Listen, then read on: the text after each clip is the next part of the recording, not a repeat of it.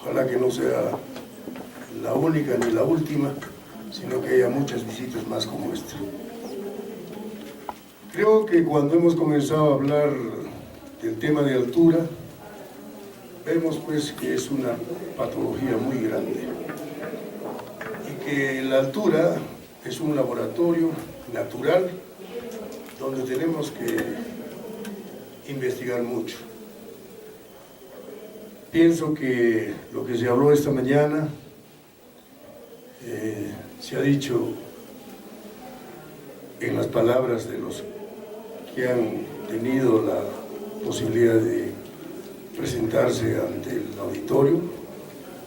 Creo que han tenido mucha razón en que haya la posibilidad de que haya un instituto de altura, pero en la altura, porque ahora los institutos de la altura están en la costa.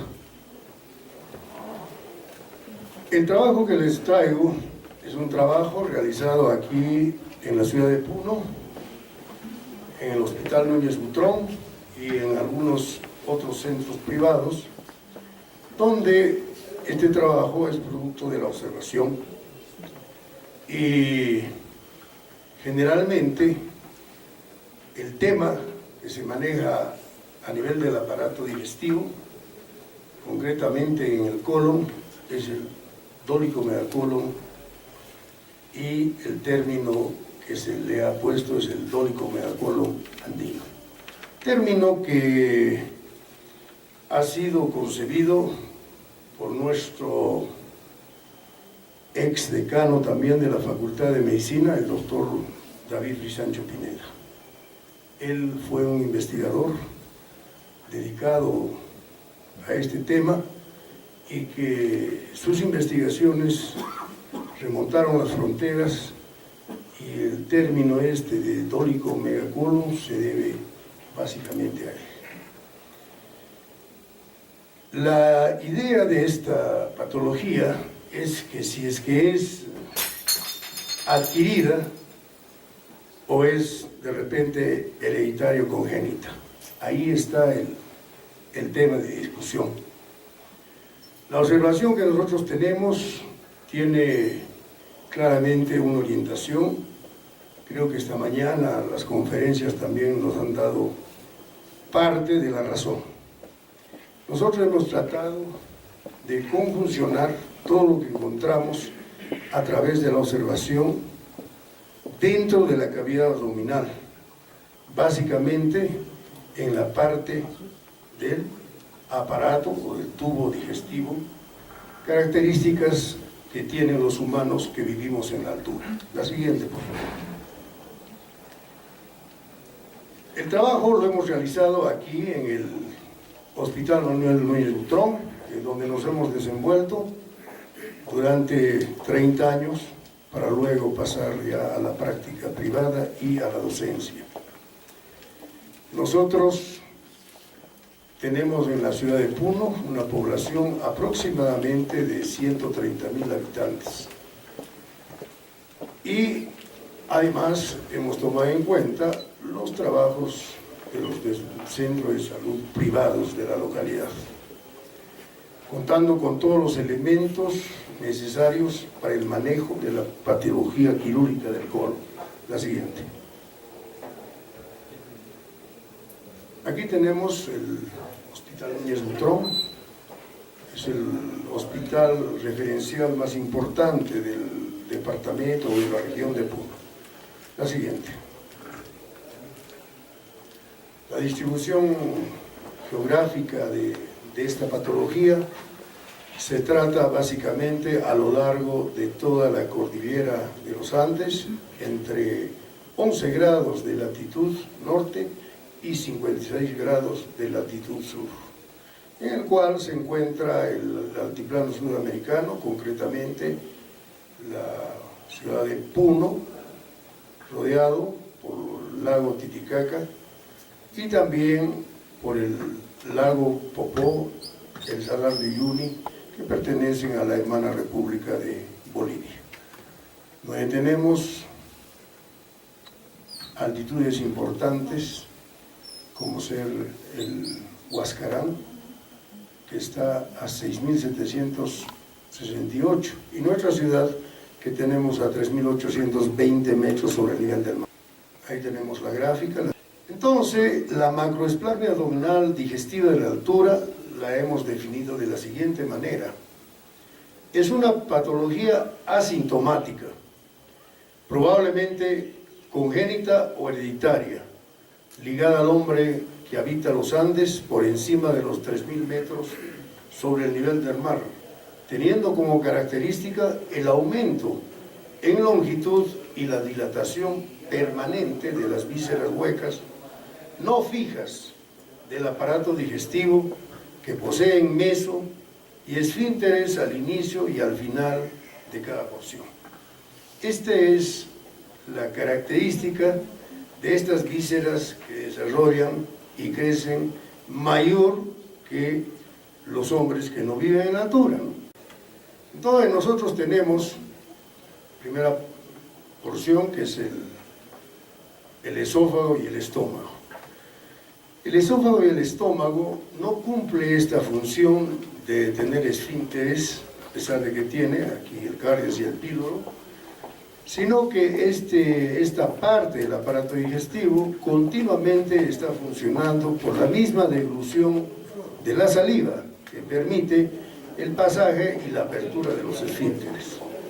Pasado el píloro, nosotros tenemos ya el intestino delgado con el esfínter superior del píloro y la válvula ileocecal. Entonces, encontramos acá una asa cerrada temporalmente, donde se va a producir un desarrollo mayor de esta porción del tubo digestivo. Luego continuamos y tenemos un esfínter, y abajo tenemos el esfínter anal, que es todo el colon. Entonces, cumple también esta función de estar temporalmente cerrado y que va a desarrollar mayor que otras partes de este aparato digestivo. Entonces, las observaciones anatómicas en niños y adultos operados del abdomen. La siguiente. Cuando nosotros operamos a los pacientes, por ejemplo, aquí tenemos una niña de 12 años, operada de quiste hiatídico hepático, donde se evidencia en el intraoperatorio la macroesplasmia. Aquí tenemos la vesícula, una vesícula que para el tamaño de la niña es una vesícula casi del tamaño del adulto, ¿no? Luego tenemos el mesenterio, también más grande que lo normal, y el intestino también está más grande. El sigmoide. Aquí ya aparece un sigmoides mucho más grande y tenemos la aparición de esta parte nacarada que hay en el meso, que es el inicio de la meso o la mesenteritis retráctil, que es la que va a llevar posteriormente a la volvulación. Otra imagen de la misma paciente, vemos a un niño que es operado también de un traumatismo abdominal, traumatismo hepático, donde en la reoperación comenzamos a revisar las vísceras y vemos y encontramos casi los mismos hallazgos que en la paciente anterior, ¿no? Por ejemplo, aquí vemos el sigmoide, donde hay una dilatación, hay un megacolon. Entonces el tamaño también está aumentado de tamaño, entonces un dólico megacolon, ¿no? El niño, lo mismo, el mesenterio, el intestino delgado está grande. Esta situación anatómica, esta característica anatómica, lleva pues en nuestro medio a volvulaciones del intestino delgado, ¿no? Que son muy frecuentes, ¿no? El vólvulo del intestino delgado, el vólvulo del ciego, el vólvulo del sigmoide, son la patología más frecuente dentro de las obstrucciones intestinales. Aquí tenemos un mesenterio, también grande, el ciego, una volvulación de ciego, que en nuestro medio no es frecuente, pero sí está presente siempre dentro de las obstrucciones del aparato digestivo. Ahí tenemos la resección, la siguiente. Y lo que más tenemos es el vólvulo de sigmoides, que generalmente llegan los pacientes con este tipo de asa sigmoidea completamente necrosada, ¿no? Ahora, después de haber observado las características anatómicas, hemos querido observar cómo es radiológicamente los mismos hallazgos que tenemos en la parte anatómica. Al tomar el enema varietado del colon, nosotros vemos que hay una asa redundante de todo el marco colónico, ¿no? Entonces aquí hay un dólico megacolon, un colon extendido en largo y en ancho. Y esto no solo es una característica de una persona, son personas que se ha tomado por otras circunstancias y donde encontramos siempre la presencia de este dólico megacolon. Y así en la radiología vamos a seguir encontrando esta característica. Entonces, como ustedes ven, esta es ya una radiografía normal, ¿no? Luego de esto, de que ya comprobamos que hay un desarrollo mayor de todo el marco colónico, estudiamos un signo radiológico de Buroncle-Frisancho en el tórax. Este es un signo radiológico que el doctor Buroncle es un tisiólogo, hace muchos años que estuvo por aquí por Puno, viene a hacer un estudio de la parte tisiológica y él hace un descubrimiento. Y que luego este descubrimiento es interpretado por el doctor David Frisancho, de aquí que lleve su signo, el signo radiológico de Buroncle-Frisancho. Normalmente, el hemidiafragma derecho debe estar más alto que el hemidiafragma izquierdo, aproximadamente en unos 2 centímetros. Eso es lo normal. El doctor Frisancho con el doctor Buroncle dejan esta radiografía, en la cual se ve pues que el hemidiafragma izquierdo está más alto que el derecho. Entonces, el doctor Frisancho interpreta e indica que la presencia del asa sigmoidea es la que eleva el hemidiafragma izquierdo. Y creo que es así. Ahora, nosotros hemos tenido la curiosidad de evaluar este signo, a qué se debe, por qué se presenta y en quiénes se presenta.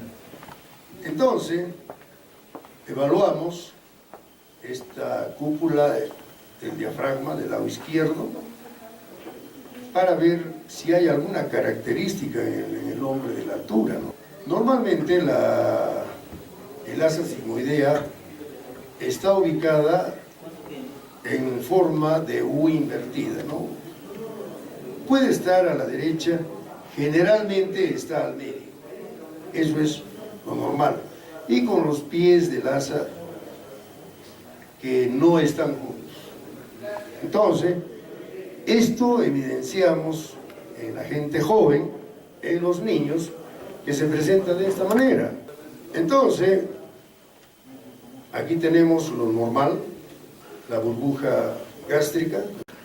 ¿Cómo es que se encuentra el sigmoide cuando hay este tipo de radiografía?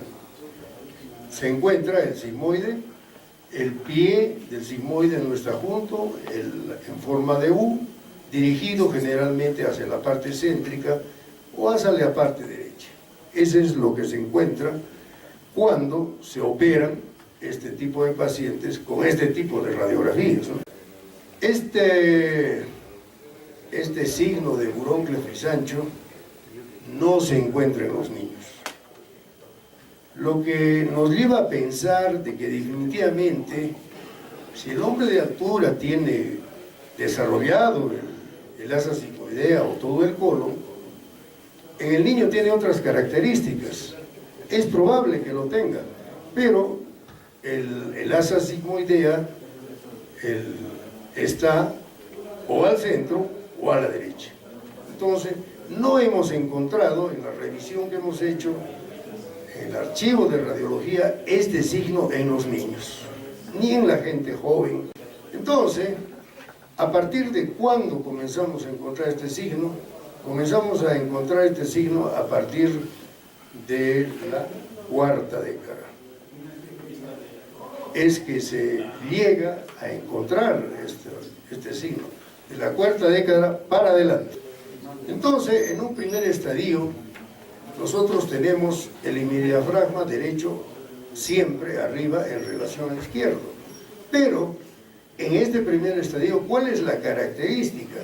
La característica es de que esta asa sigmoidea ya se encuentra presente a nivel del hipocondrio izquierdo, que no es su sitio.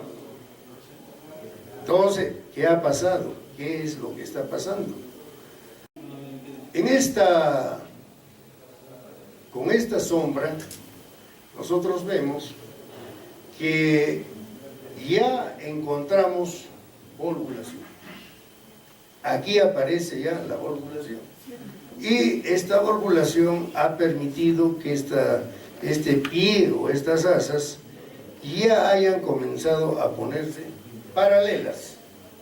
Entonces aparece la fibrosis a nivel del mesenterio y radiológicamente tiene esta traducción. Entonces estaríamos frente a este primer estadio y el hallazgo quirúrgico generalmente es de asas que no están comprometidas, no están necrosadas. Son gente todavía que está entre los 40 años y algo más. Entonces, aquí hay otra asa también donde se ha encontrado de esa manera. Luego pasamos al segundo estadio, la siguiente. El segundo estadio se caracteriza básicamente porque el diafragma o el hemidiafragma izquierdo se ha nivelado al derecho, o sea, está al mismo nivel. La sombra de la cámara gástrica ha desaparecido y es reemplazada por la sombra del asa sigmoidea. Entonces, radiológicamente en el tórax ya vemos esta línea que estoy marcando para denotar que los diafragmas están al mismo nivel. Desde el punto de vista de la parte del hallazgo quirúrgico, son asas ya más comprometidas, la mesenteritis es mucho mayor, ya las asas están más juntas y eso ha permitido que el asa se vaya al lado izquierdo, ocupe el hipocondrio izquierdo y haga presión sobre el diafragma para poder nivelarse al otro hemidiafragma del lado derecho. Y la gráfica es esta, donde vemos una mayor mesenteritis, los pies ya están casi juntos y el asa de U invertida ocupa plenamente el hipocondrio izquierdo. Aquí está la gráfica del hallazgo que tenemos en este segundo estadio. Luego pasamos al tercer estadio, en la cual ya encontramos el signo de Burón-Clefis-Sancho, en la cual, como ustedes ven aquí, el hemidiafragma del lado izquierdo está más alto que el lado derecho, en ambas radiografías, muy similar a la radiografía que nos dejó el doctor Frisancho. En el hallazgo quirúrgico tenemos que la mesenteritis a nivel del mesosigmoide ya ha llevado a las asas a unirse en cañón de escopeta. Y esto permite que el asa ocupe plenamente el hipocondrio izquierdo y eleve el hemidiafragma izquierdo mayor el lado derecho. La siguiente. Estos son los hallazgos intraoperatorios que nosotros encontramos durante la operación. Entonces, hemos tratado de hacer una síntesis de esta característica radiológica y vemos que de 92 radiografías, normal se encuentra un 43% y el resto corresponde a la parte patológica, o sea, no todos tienen este signo de burón Clevis-Ancho. Quienes lo tienen son personas que están por encima de los 40 a 60 años, generalmente varones, y de 40 años para abajo, si bien existe la mesenteritis, no tiene traducción radiológica. En los cadáveres nosotros también hemos tenido la necesidad de hacer algunas observaciones, ¿no?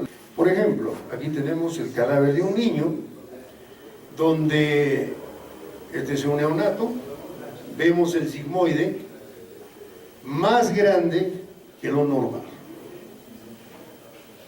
Este todavía no se ha alimentado, no ha comido fibra, no ha comido nada que permita el crecimiento. Esto ya está grande desde que ha nacido.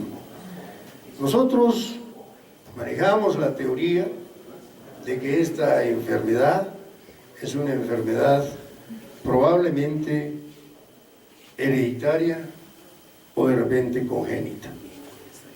Esta mañana uno de los disertantes nos indicaba que la hipoxia cambia los genes, el comportamiento de los genes. Y yo creo que esta patología necesita un estudio genético. No conocemos. Estas son observaciones únicamente que no nos permiten concluir, si bien podemos de alguna manera demostrar, pero no sabemos a qué se debe. Aquí tenemos otro marco colónico de otro paciente, una autopsia, donde vemos que el tamaño del colon está normal. Y si queremos medir el diámetro, hay un aumento, por ejemplo aquí del sigmoide, está 10, 12 centímetros. Aquí no ha habido vólvulo, nada, ¿no? El ciego está también de mayor, o sea, hay mega. Pero no hay dólico megacolo. Entonces, ¿cuál será toda esta incógnita que uno tiene? Algún día se podrá explicar, ¿no? Nosotros pensamos de que el alimento es el elemento importante que hace desarrollar el colon, o en general el intestino delgado y el colon. Esa es la teoría que tuvo el doctor Clevis-Ancho, pero a la vista de estas observaciones, nosotros pensamos que no es así, pero que sí este es un factor de elongación permanente del aparato digestivo. Aquí tenemos nuestras comunidades campesinas agrupadas y sus viviendas, gente dedicada a la agricultura, con una alimentación predominantemente hidrocarbonada y con gran residuo. Ahora, hasta aquí no hemos encontrado vólvulo. Aquí estamos hablando nada más de un crecimiento de los intestinos. Aquí no hay vólvulo todavía. Entonces, un factor predisponente para la volvulación es el dólico megacolon, pero no es el factor desencadenante, no es el que volvula. Otros son los factores. Dentro de esos otros factores, nosotros tenemos esta fibrosis del mesosigmoide que mostré en una gráfica de la niña, que recién se iniciaba. En el adulto esto va evolucionando progresivamente hasta que las asas se fusionan una con otra. Entonces, esta fibrosis es la causante de la volvulación. Aquí tenemos un niño de 2 años, donde vemos que está desarrollado el sigmoide, pero no existe fibrosis a este nivel. Esta es la gráfica de la niña que mostré, 12 años, donde ya comienza la fibrosis. No tiene hasta aquí ningún tipo de traducción, ni radiológica, ni clínica. Y nosotros cuando hacemos el estudio de la patología de estas telas nacaradas, encontramos gran cantidad de fibrosis. Una infiltración linfocitaria que tampoco no la podemos explicar adecuadamente, que hay una inflamación crónica a este nivel y que aquí tienen la fibrosis. La fibrosis también la hemos catalogado por etapas, ¿no? Una fibrosis que aparece en el meso sin ningún tipo de significación, no va a juntar las asas, es una primera etapa. La segunda etapa es cuando ya ocupa todo el espacio del mesenterio. Ahí está la gráfica de la fibrosis, la siguiente. Y luego de esto, la tercera etapa de esta fibrosis es cuando esta fibrosis invade todo el meso, más el colon. O sea, ha invadido todo. Entonces, ¿quiénes tienen esto? Personas ya de edad, están más o menos 50, 60, 70 años. Esto no hay en jóvenes. Este es el estadio en que llega muy rápido a la necrosis. ¿Por qué? Porque tiene todas las condiciones para la volvulación. Igual, ven aquí, miren la fibrosis cómo se sube todo el colon. O sea, estamos frente a una tercera etapa, la siguiente. Ahora, dentro de nuestra observación como cirujanos, tenemos oportunidad de operar todo tipo de patología abdominal. ¿Cuál es la observación que hemos encontrado? La siguiente. Aquí tenemos un sigmoide de un poblador citadino de la altura. Es una señora que ha sido operada de una cesárea, donde yo he solicitado al cirujano que vea, porque estaba haciendo este trabajo, que me lo vea el sigmoide, y me lo ha visto. Y hay un dólico megasigma, pero no existe mesenteritis. Esta es una paciente que tenía 36, 37 años. No existe. Entonces, ¿qué significa esto? La gente del medio rural es la que presenta la fibrosis y la gente de la ciudad no presenta. Por eso es que no operamos a pacientes, o si operamos, son muy raros los vecinos de esta ciudad. Generalmente cuando se presenta un vecino de la ciudad es que ha venido del campo. Entonces, pero el mestizo que radica aquí en la ciudad, que tiene otro tipo de alimentación, tiene dólico megacolon. Hasta ahí yo creo que actúa a la altura, pero no volvula. Y eso lo verán los residentes y los alumnos que ven cada día en el hospital esta patología. La siguiente, de la misma manera, miramos la tenia, normalmente es 2 a 2,5 centímetros. Aquí miren, es 4 a 5 centímetros. Por eso es que definimos esta patología como la dilatación permanente de los intestinos que no están fijos. Las características y costumbres alimentarias del hombre andino del medio rural. La siguiente, el hombre andino cultiva la tierra, es agricultor, él y toda la familia. Aquí ya está la cosecha, la siembra, que diga, las papas. Generalmente lo que siembra a este nivel en el medio rural son granos, quinoa, trigo, cebada, habas. Aquí ya está la cosecha, la siguiente. Una costumbre nuestra es hacer la huatia. La huatia es un horno que se hace de las toras de la chacra, donde se atiza con los mismos elementos secos de la cosecha, y luego por este horno se coloca papas, o se puede poner ocas, o se puede poner queso dentro de este horno. Luego se destruye el horno, se aplasta, se lo cubre con tierra y se espera un tiempo prudencial en el cual cose. Esta costumbre ancestral se hace cuando se realiza la cosecha. Y los campesinos comen exageradamente, 20 a 30 papas comen, ¿no? Y luego de esto toman gran cantidad de líquido. Por eso, esto produce gran fermentación, gran residuo. Por eso es que en la época de cosecha nosotros tenemos mucha cantidad de volúmenes. Entonces, ahí está la huatia, la forma en que nos se sirve. Las habas, la siguiente. Y aquí hay otro elemento que también consumimos, forma gran residuo, el tarwi. El tarwi es otro elemento que consume el poblador básicamente más del medio rural.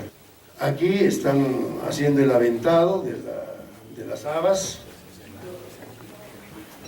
Miren la forma en que viven, es una situación difícil, de pobreza básicamente, en la cual nosotros hemos tenido que ir a tratar de convivir un poco para sacar los datos de la forma más adecuada, ¿no? Ahí está la cebada que están moliendo para quitarle la cáscara y después comerla. La siguiente. Estos son los mercados que tenemos en los pueblos del medio rural, donde ustedes ven todo es puro grano hidrocarbonado. Y ya la forma que elaboran los alimentos, por ejemplo, este es el quispiño que se llama, ¿no? Es una trigo o cebada molida, luego cocida y amasada, ¿no? El haba es cocida y comida cáscara y todo. O sea, esto va a formar una gran cantidad de residuo y va a producir gran fermentación. Lo mismo acá son hidrocarbonados. Y la costumbre, una costumbre ancestral de las comunidades, cada uno trae una pequeña porción de alimento para que coma toda la comunidad. Pero ustedes verán aquí papa, chuño y todo es hidrocarbonado, que va a formar gran residuo. Las características de la defecación del poblador andino hemos tenido que también evaluarlas. La siguiente. Aquí es al aire libre, pocas veces hay baño. Aquí vemos la defecación del hombre grande. Esta es una defecación que no corresponde a la defecación que tenemos costumbres occidentalizadas, ¿no? Es una especie de una torta, una torreja con gran cantidad de alimento, y nosotros podemos ver ahí los residuos de los granos claramente. La hemos pesado, está en 700 gramos. Ahí está el residuo, la coca, han chachado la coca y este es el residuo que queda después de lavar las heces. Bueno, y esta la comparamos a la defecación de la vaca, ¿no? Que tiene la misma forma. El color es diferente, por supuesto, ¿no? La hemos pesado, está en 850, casi 900. O sea, el peso completamente variable. Nadie de nosotros defeca este peso, ¿no? Y esta es la defecación de un paciente que bastante conocido por nosotros, que fue a radicar a la ciudad de Tacna, cambió de medio de vida, cambió de forma de alimentarse, y lo hicimos defecar para ver si seguía como antes, pero había cambiado, ¿no? Entonces, aquí está la cabeza, el cuerpo y la cola, que esto es lo que frecuentemente tiene la mayoría de personas, ¿no?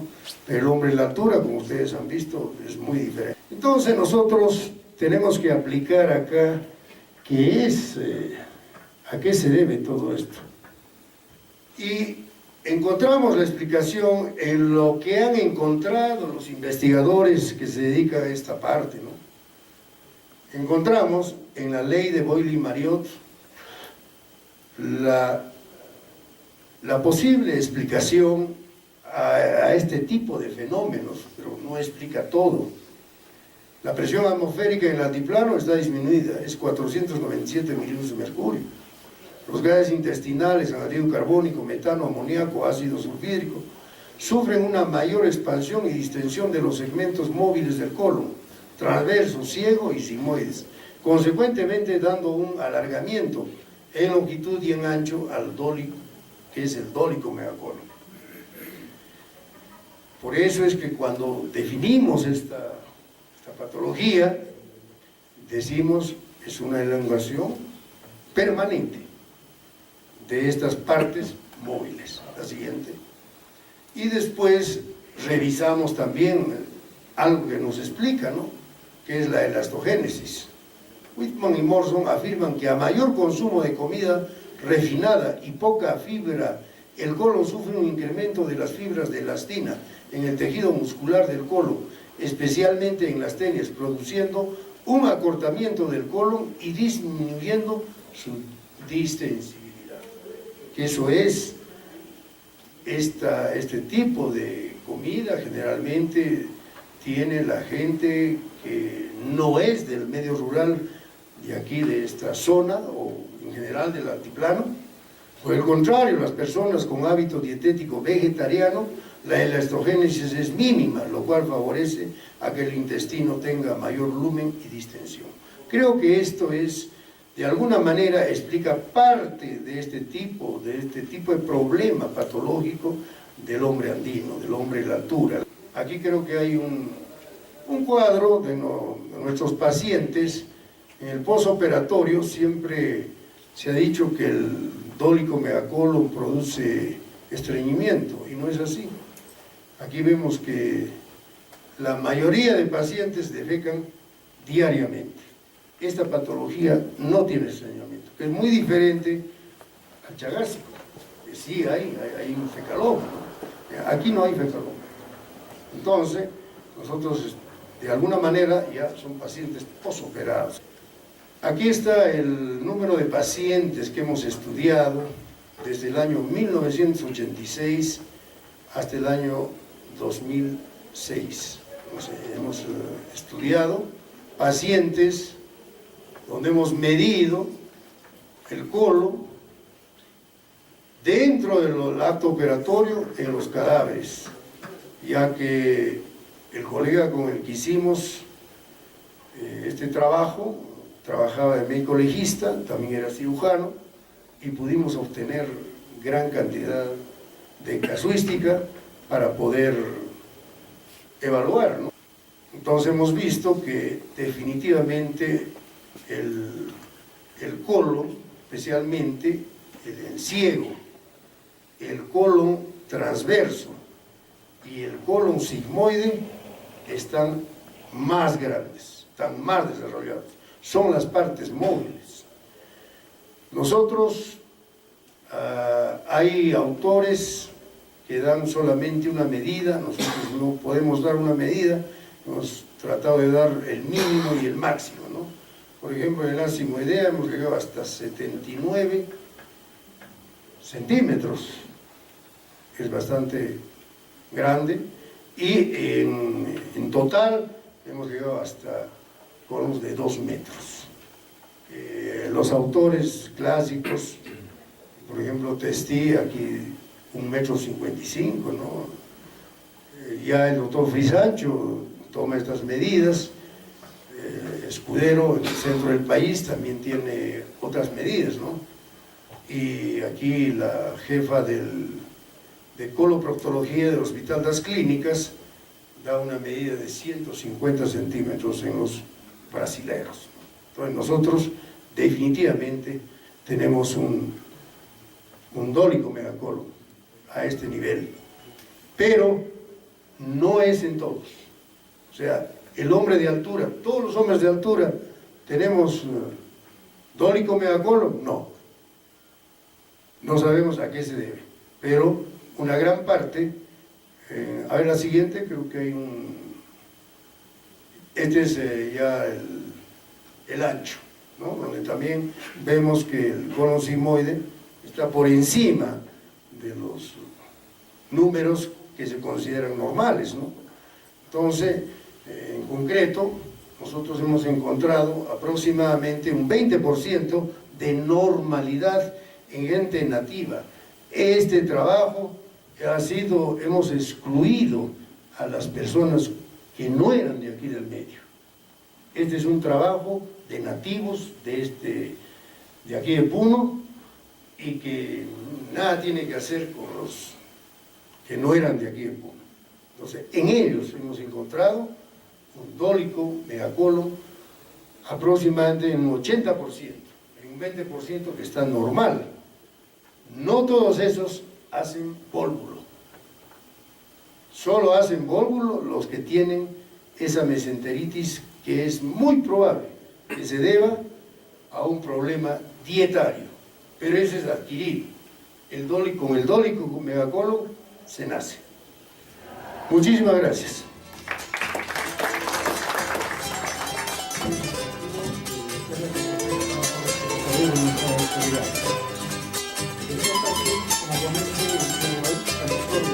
Como